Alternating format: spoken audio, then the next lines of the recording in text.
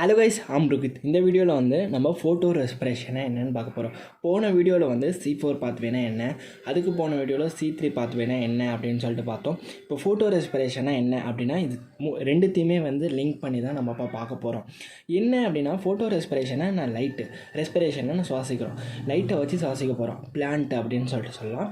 இப்போ நம்ம ஃபஸ்ட்டு தெரிஞ்சுக்க வேண்டியது கால்வின் சைக்கிளோட ஃபஸ்ட்டு ஸ்டெப். நீங்கள் ஸ்டெப்பை போய் எடுத்து பார்த்தீங்கன்னா first carbon dioxide fixation யார் அப்படின்னு சொல்லிட்டு நம்ம பார்த்துருப்போம். இது ஞாபகம் வச்சுக்கணும் அப்படின்னு சொல்லிட்டு சொன்னோம்னா 3PGA 3 கார்பன் காம்போனண்ட் அப்படின்னு சொல்லிட்டு சொன்னோமா, அதில் தான் இப்போ நடக்க போகுது ஃபோட்டோ ரெஸ்பிரேஷன். அது எப்படின்னு பார்க்கும்போது ஃபஸ்ட்டு ஸ்டெப்பு நீங்கள் கால்வின் சைக்கிளில் வந்து யார் பண்ண போகிறா அந்த ரியாக்ஷனில் வந்து ருபிலோஸ் பிஸ்பாஸ்பேட் வந்து ருபிலோஸ் பிஸ்பாஸ்பேட்டும் CO2வும் கம்பைன் ஆகி ரெண்டுமே சேர்ந்து form 2 molecular of 3PGA 6 molecular இருக்குது. அந்த 6 மாலிகுலரில் வந்து 3PGA அப்படின்னு பிரித்தோம்ல, போன வீடியோவில் பார்த்துப்போம்.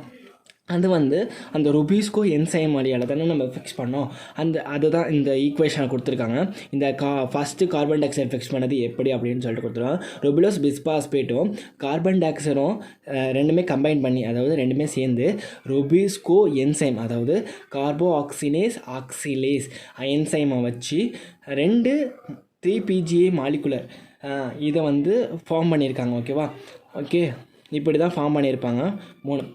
இதுதான் வந்து ஃபஸ்ட்டு இந்த கால்வின் சைக்கிளோட. என்ன இதுக்கும் ஃபோட்டோசிந்தசிஸ்க்கு என்ன டிஃப்ரெண்ட்னா, இந்த CO2 வந்து கம்பைன் ஆகிற இடத்துல O2 வந்து கம்பைன் ஆகுனுச்சுன்னா அது வந்து ஃபோட்டோ ரெஸ்பிரேஷன் சொல்லலாம். என்ன அப்படின்னு பார்க்கும்போது இந்த ருபிஸ்கோ வந்து என்னதுன்னா கார்பன் டை ஆக்சைடுக்கும் வருவாங்க, ஆக்சிஜனுக்கும் வருவாங்க. ஈக்குவலாக இங்கே வந்து ப்ரிஃபரன்ஸ் கொடுக்குறாங்க.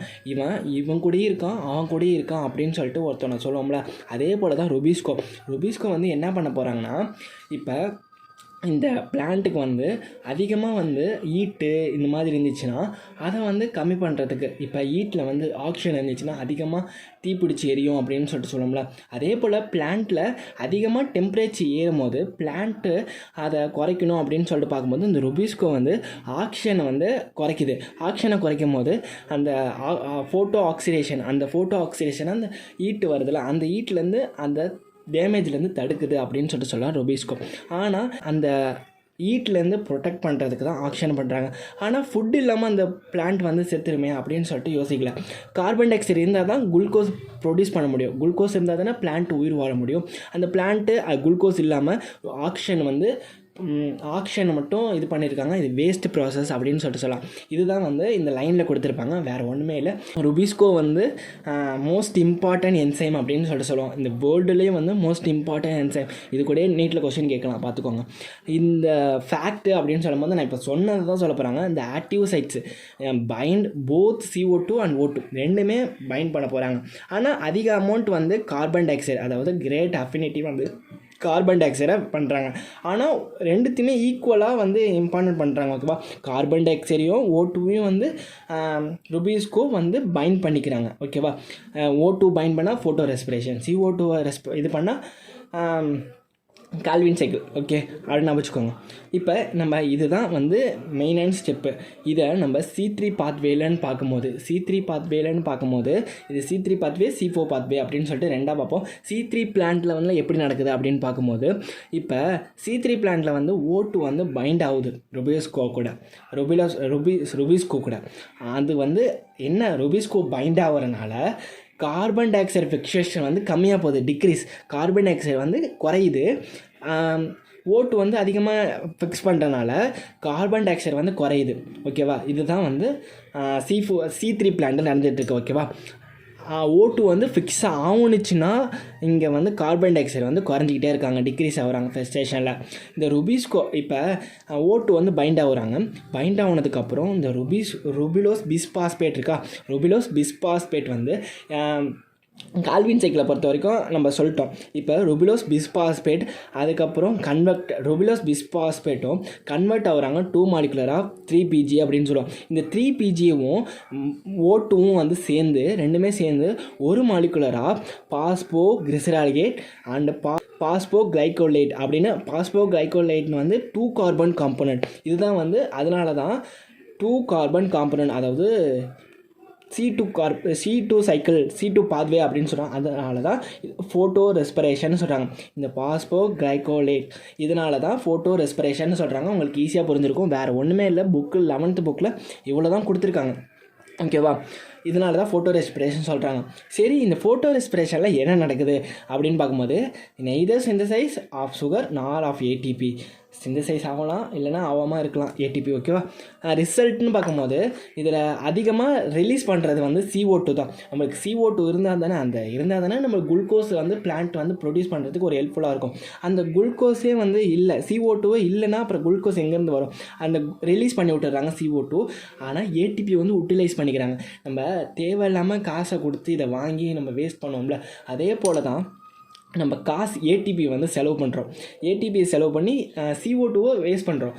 இப்போ O2 வந்து ஃபிக்ஸ் பண்ணி O2க்கு ஏடிபி வந்து செலவாகுது, ஆனால் அது வேஸ்ட்டாக போச்சு. இப்போ O2க்கு வந்து ஏடிபி வந்து ஃபிக்ஸ் பண்ணி நம்மளுக்கு என்ன கிடைக்க போகுது? ஒன்றுமே கிடைக்காது. குளுக்கோஸ் கிடைக்காது. அந்த பிளான்ட்டை வந்து ப்ரிவென்ட் பண்ணிட்டு தான் பண்ண முடியும். இந்த CO2 வந்து ரிலீஸ் பண்ணனால ஏடிபியும் வேஸ்ட்டாக போகுது, CO2வும் வேஸ்ட்டாக போகுது. ஓகேவா? இப்போ ஃபோட்டோ ரெஸ்பிரேட்டரி பாத்வே, அந்த பாத்வேல என்னென்ன நடக்குது? எல்லாம் C4 C3 பாத்வே, C4 பாத்வேல என்ன நடக்குது? சுகர் வந்து சிந்தசைஸ் ஆகுது. ஆனால் இங்கே வந்து சுகர் வந்து சிந்தசைஸ் ஆகணும். ஆனால் இங்கே வந்து எந்த ஒரு சுகரும் வந்து சிந்தசைஸ் ஆகலை.